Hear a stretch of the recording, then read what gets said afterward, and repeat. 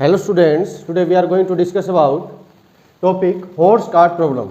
बेटा ये आपका 11th क्लास का यूनिट नंबर 3 का टॉपिक है हॉर्स कार्ट प्रॉब्लम। इसको हम आज डिटेल में डिस्कस करेंगे कि ये क्या होता है और एक्चुअल में इसके एक्सप्लेनेशन क्या होगी और किस तरह से इसका डेरिवेशन होता है। बेटा बेसिकली आपकी बुक में इसका डेरिवेशन नहीं आता है, आपके थ्योरेटिकल कॉन्सेप्ट से आपको सिर्फ एक्सप्लेन करते हैं, लेकिन हम यहाँ पर मैथमेटिकली हम ऑब्जर्व करेंगे भी किस तरह से ही क्या होता है। बेटा इसमें बेसिकली क्या होता है, आपने ये जो हॉर्स और कार्ट प्रॉब्लम देखी होगी, इसमें क्या होता है बेसिकली कि जो हॉर्स है ये इसको आगे की साइड मूव करता है, लेकिन कार्ट ड्यू टू फ्रिक्शन क्या होता है ये आगे मूव नहीं होना चाहती। और आपने ऑब्जर्व किया होगा कि अगर यहाँ पर वेट ज़्यादा हो जाता है तो ये हॉर्स क्या हो जाता है, ऊपर की साइड थ्रो हो जाता है, ऊपरी साइड उठ जाता है। सेम काम जो होता है वो ट्रैक्टर और ट्रॉली के साथ होता है। अब इसको डिस्कस करते हैं कि ये कब स्मूथली मूव कर पाएगा। आज का हमारा टॉपिक बेसिकली यही है कि इसको किस तरह से हम मूव करवा सकते हैं। यहां पर बेटा हम डिस्कस करते हैं, एक हमारे पास यहां पर बेसिकली हम देखते हैं बेटा कि हमारे पास यहां पर एक सरफेस है और यहां पर हमने क्या किया है, एक ट्रॉली ली है जो हमने अभी पीछे देखा बेटा वही सेम हम बनाने लग रहे हैं। और यहाँ से एक हमारे पास क्या है, यहाँ पर बेटा हॉर्स है, ये कार्ट है बेटा और ये क्या है, हॉर्स है। इसके अबाउट हम डिस्कस करने वाले हैं। अब यहाँ पर देखते हैं बेटा, जब भी हम ऑब्जर्व करेंगे कि जो हॉर्स है वो आगे मूव करेगा तो मूव कब करेगा, जो ग्रिप लगाएगा कहाँ पर, सरफेस पे। तो यहाँ पर हॉर्स है जो ग्रिप लगाने लग रहा है सरफेस पे, किस एंगल पे बेटा, थीटा एंगल हमने मान लिया। तो इसकी नॉर्मल रिएक्शन फोर्स एक यहाँ पर लगेगी जिसको हमने आर या एफ आप नाम दे सकते हो, आर या एफ यहाँ पर नाम आप दे सकते हो। अब देखो बेटा, ना ये एक्स एक्सिस पे है ना ये किस पे है, वाई एक्सिस पे है, तो इसके क्या होंगे, दो कंपोनेंट होंगे। तो 1 बाय 1 दो कंपोनेंट हम यहाँ पर इसके बना देते हैं। फर्स्ट वन इज हॉरिजॉन्टली जो क्या हो जाएगा एफ कोस थीटा, और एक आ जाएगा वर्टिकली जो क्या आ जाएगा बेटा F sine theta, F sine theta. लेकिन यहाँ पर बेटा आपको एक चीज नजर आ रही होगी, एक चीज आप ऑब्जर्व करोगे, और वो क्या ऑब्जर्व करोगे कि हमने मान लिया कि जो हमारे पास कार्ट है इसका मास m1 है और जो हॉर्स है इसका मास क्या है, m2 है। जो कार्ट है उसका मास कितना बेटा m1 है और हॉर्स का मास कितना है, m2 है। तो इसमें बेटा एक फोर्स लग रही होगी जो इसका क्या होगा बेटा, वेट होगा, जिसको हमने क्या नाम दे दिया, mg। सेम ऐसे ही यहां पर देखें तो यहां पर बेटा कार्ट पे फोर्स लग रही होगी एक, जिसका हमने नाम दे दिया, ये m2 है तो m2g कर दिया और यहाँ पर m1g कर दिया। इसकी नॉर्मल रिएक्शन फोर्स लग रही होगी जिसका हमने नाम रख दिया बेटा r। आपको ठीक से ऑब्जर्व नहीं हो रहा, यहाँ पर इसका नाम रख दिया बेटा r। ऑब्सो बेटा इतना आपको समझ में आ गया होगा।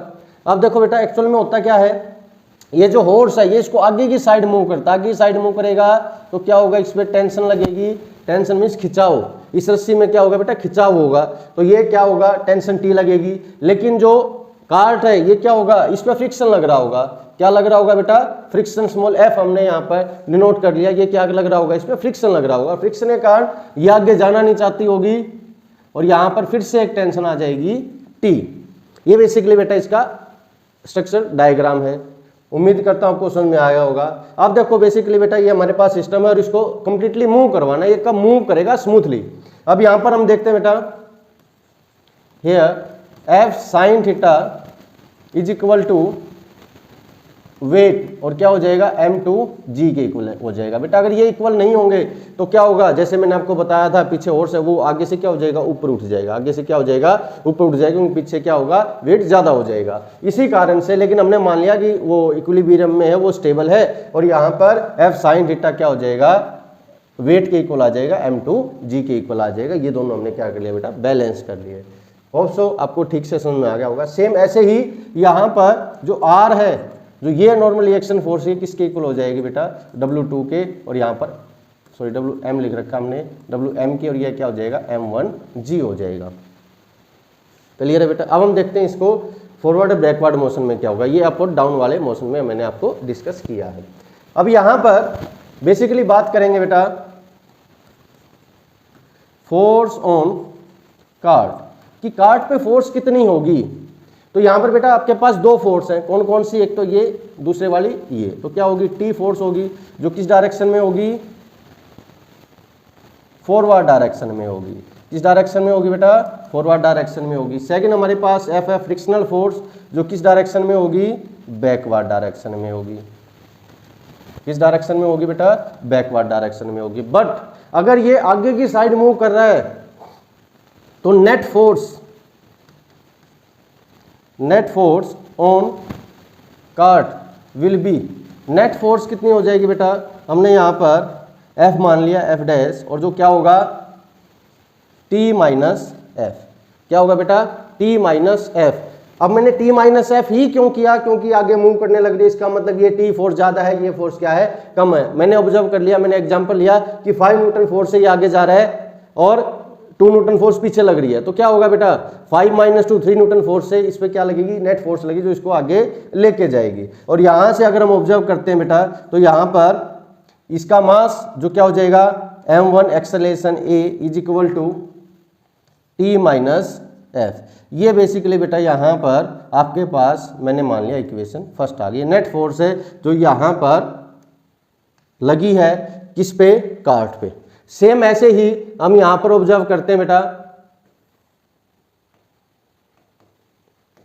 फोर्स ऑन हॉर्स, कि हॉर्स पे फोर्स कितने लगेगी। अब देखो बेटा यहां पर भी दो फोर्स हैं, एफ कोस थीटा, कहां पर, फॉरवर्ड डायरेक्शन में। कहां लगेगी बेटा, ये फॉरवर्ड डायरेक्शन में लगेगी। सेकंड एक टेंशन फोर्स जो इसको पीछे की साइड खींचने लग रही है, तो क्या लगेगी ये बेटा, बैकवर्ड डायरेक्शन में लगेगी। किस में लगेगी बेटा, बैकवर्ड डायरेक्शन में लगेगी। और यहां पर भी नेट फोर्स निकालेंगे हम, net force on horse will be, तो बेटा नेट फोर्स कितनी होगी, नेट फोर्स की बात कर रहे हैं। अब ये फर्दर क्या होगा बेटा, आगे चल रहा है, आगे चल रहा है, तो यहां पर नेट फोर्स क्या होगी, एफ डबल डैश, मैंने यहां पर मान लिया क्योंकि यहां पर एफ डैश मानना था, तो क्या हो जाएगा F cos theta minus T. और यहां पर देखेंगे तो इसका मास कितना था बेटा, m2 a is equal to F cos theta minus T. यहां पर आपके पास बेटा ये इक्वेशन सेकंड आ जाती है। Adding equation first and second, first equation और सेकंड इक्वेशन को क्या कर दो बेटा, ऐड कर दो, प्लस कर दो। और प्लस करेंगे तो क्या हो जाएगा बेटा, लेफ्ट हैंड साइड को प्लस करेंगे तो m1a plus m2a is equal to right hand side को ऐड करेंगे तो क्या हो जाएगा, f cos theta minus T plus T minus F. यहां से बेटा ये माइनस से प्लस कट हो जाएगा और हमारे पास m1 plus m2 a common आ जाएगा, f cos theta minus f हो जाएगा। और यहां पर a की वैल्यू क्या आ जाएगी, f cos theta minus f by m1 plus m2। बेटा ये आपके पास क्या हो जाएगा, यहां पर एक्सेलरेशन आ जाएगा। और यहां से आपको पता चला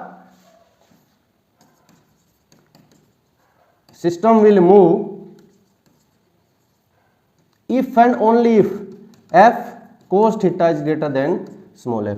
अगर ये वैल्यू ज्यादा होगी इससे, तभी क्या होगा, एक्सेलरेशन की कोई ना कोई वैल्यू आएगी। और एक्सेलरेशन क्या होता है बेटा, change in velocity point time. और ये जो सिस्टम है ये स्मूथली आगे मूव कर पाएगा। ये बेटा आपका horse cart problem complete with derivation मैंने आपको बताया है। बुक में बेसिकली ये डेरिवेशन आपको नहीं मिलेगा, ये कैसे होगा, आपको डायरेक्ट ये वैल्यू दे रखी है और थ्योरेटिकल आपको एक्सप्लेन कर रखा है। उम्मीद करता हूं बेटा ये कंप्लीट जो टॉपिक है ये आपको समझ में आया होगा। अगर आपको अच्छे समझ में आ गया, आपको ऐसा लगता है कि भैया कुछ अलग था या आपको डीपली आपको समझाया है, तो लाइक शेयर और सब्सक्राइब जरूर करें। Thank you.